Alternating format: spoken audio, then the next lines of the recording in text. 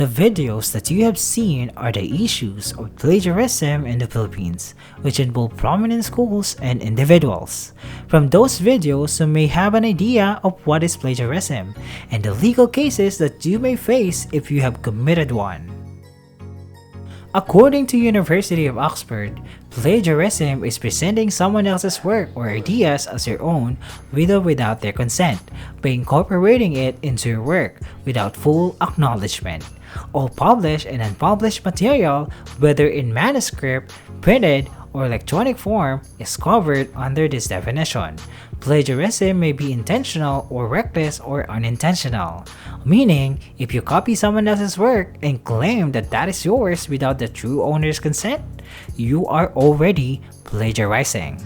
And from the 3 videos, you've seen that we can copy photographs, speeches, and so much more. Hence, there are many forms of plagiarism. Now, let's talk about the 5 forms of plagiarism.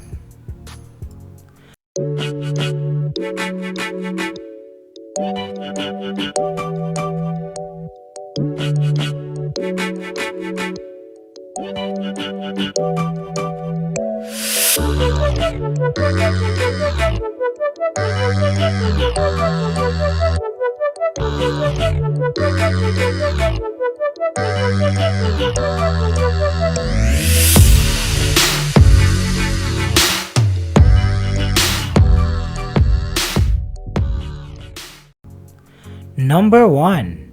Verbatim plagiarism or copy and paste plagiarism. Verbatim means word for word.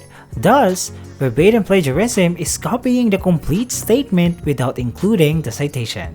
As a student or a professional, you might have done this already without knowing that that was a form of plagiarism. It is when you have copied directly the text from a certain source or website and paste it on your work or document without attributing the author. The next one is patchwork or mosaic plagiarism. This is when you copy some phrases or ideas from different sources and put them together to create a new composition. For example, when you need to write 3 sentences for the introduction of your essay. Your first statement was copied from Merriam-Webster Dictionary. The second statement came from Scribner, and the last statement was copied from Britannica.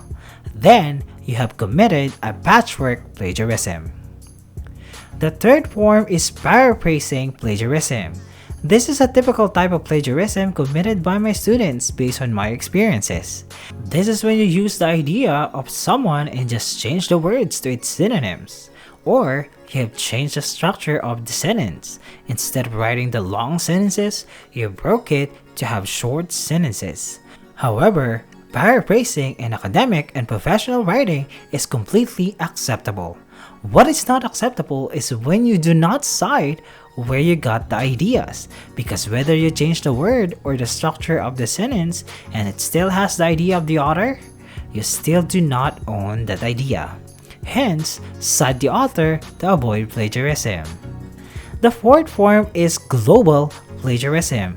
This is the most serious form of plagiarism. It is when you copy the entire work of the author. For example, if it is a book, you have copied the first page to the last page. Or, if it is an essay, you have copied everything from the title to the last word. The last form is self-plagiarism. Self, meaning you can plagiarize your own works as well? Yes, definitely yes. An example of this is when you have submitted a previous work and just change the dates, names, and other information but maintain the same line of thoughts to have a new document. Or simply, you have recycled completely or many ideas from your previous works and submitted it as a new one. Once again, the 5 forms of plagiarism are verbatim or copy-paste plagiarism, patchwork or mosaic plagiarism, paraphrasing plagiarism, global plagiarism, and the last one is self-plagiarism. Now, the question is, how can we prevent the plagiarism and keep ourselves away from the legal cases it may bring? We will know that in our next episode. This is Fire on the Table, where the hottest topics are served. See ya!